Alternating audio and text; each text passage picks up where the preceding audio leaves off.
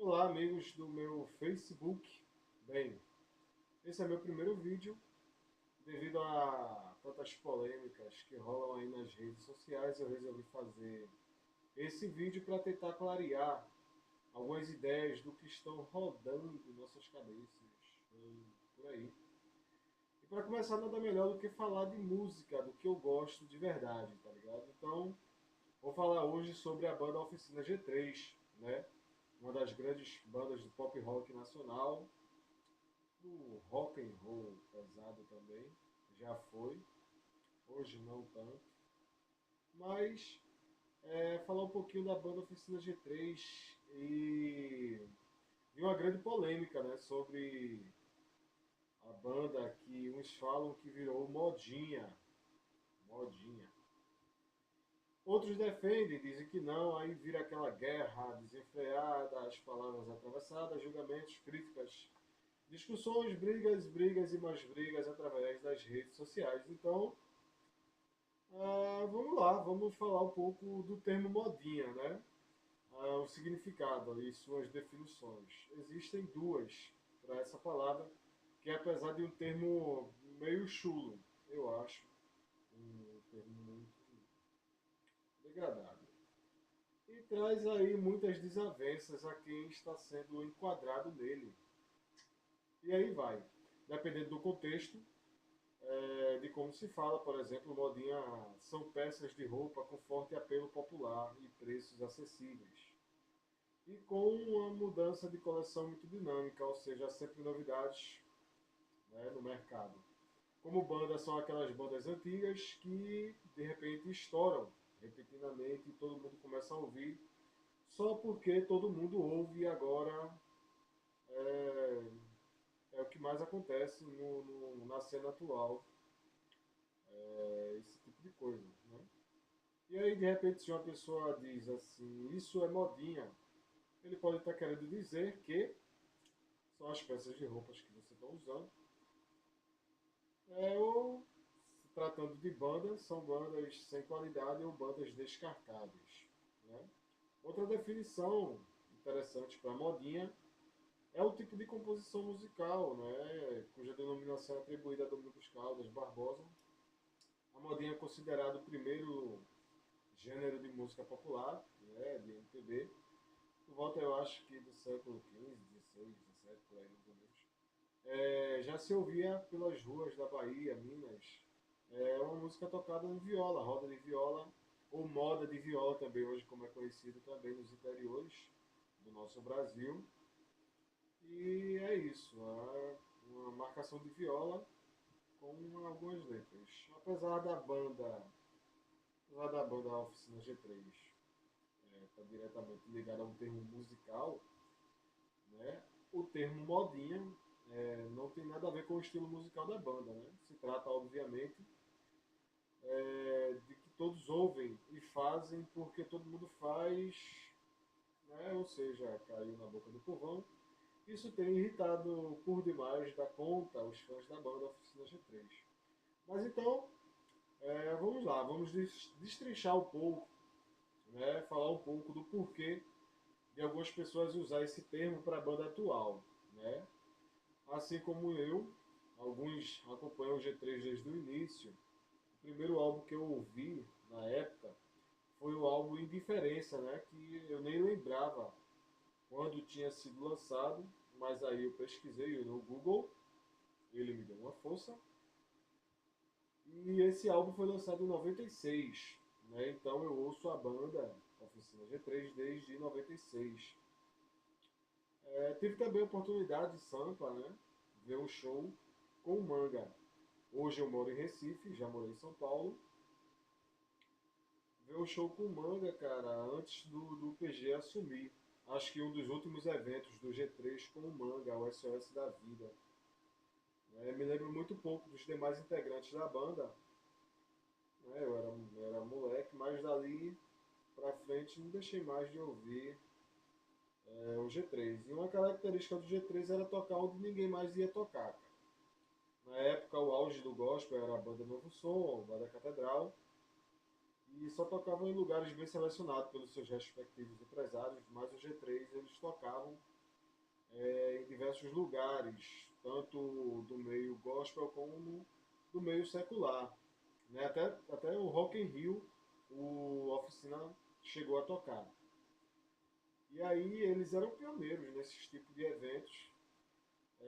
Outra coisa que chamava muita atenção era o estilo rock and roll, né, Daft Punk da época. Cabelos ao vento, brincos e sem muito nhenhen, cara. Era pau nos valvulados e rock and roll. Então, daí o PG entrou, né, na banda. Eles assinaram um contrato com uma gigante, eu não preciso nem falar quem é, uma gigante do mercado gospel. Acho que o segundo álbum com o PG já foi por essa gigante do mercado gospel. E aí o cenário mudou um pouco, né? O Oficina G3 deu uma puxada no freio de mão, que ao primeiro momento foi legal, foi atraente, mas depois veio o CD Humanos, né? Que considerado pela crítica aí um balde de água fria, né? Daí veio a saída do PG, e aí o Oficina voltou um pouco às suas origens, com o CD Além do que os olhos podem ver. Né? Daí a banda deu uma decolada, resgatou alguns antigos fãs, que assim como eu, não via mais o G3 com os mesmos olhos. Né? Daí veio a eletroacústica, que eu particularmente gosto muito, para mim um marco na carreira da banda.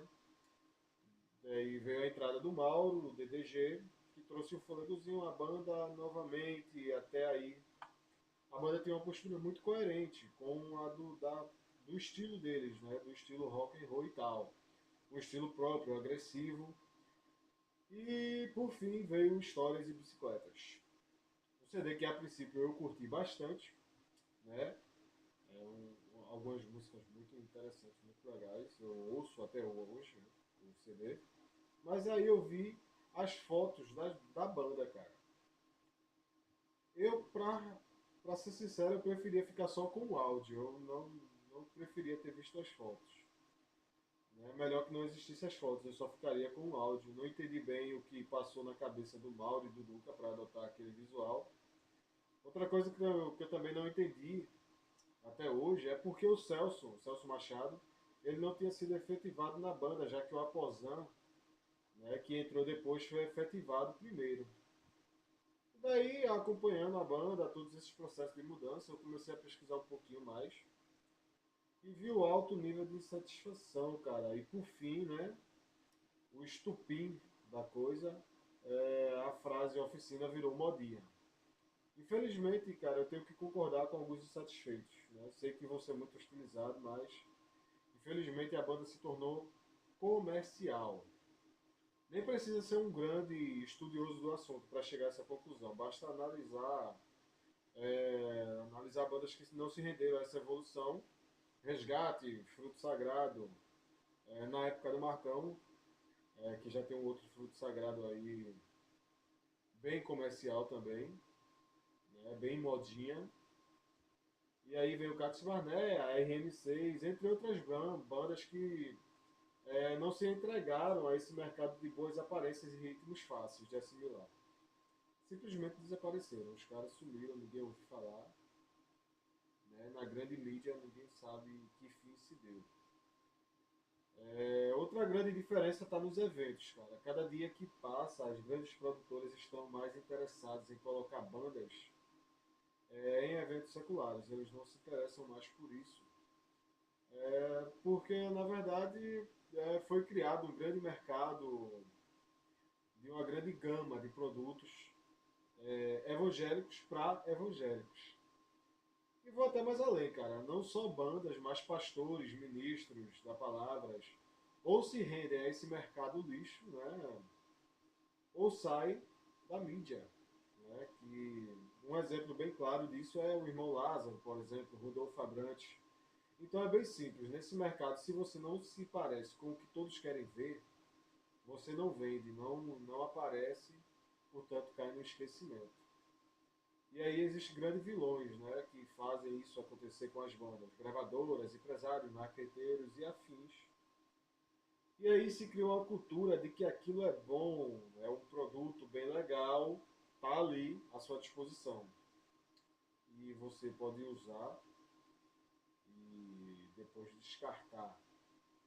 Bem, é isso, galera. Sei que muita gente não concorda, né? Outros hão de ver que tenho razão em algumas coisas. Claro que não sou dono da verdade, mas tenho procurado aprender e é isso. Espero ter esclarecido o termo modinha, usado com o G3. Sei que muitos não concordam. Analisando desse ponto de vista, eu concordo.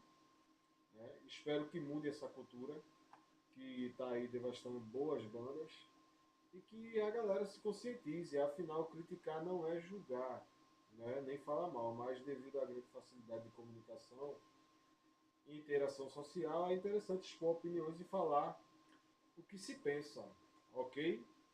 Eu espero que vocês curtam o vídeo. E é isso. Forte abraço a todos e valeu. Até a próxima.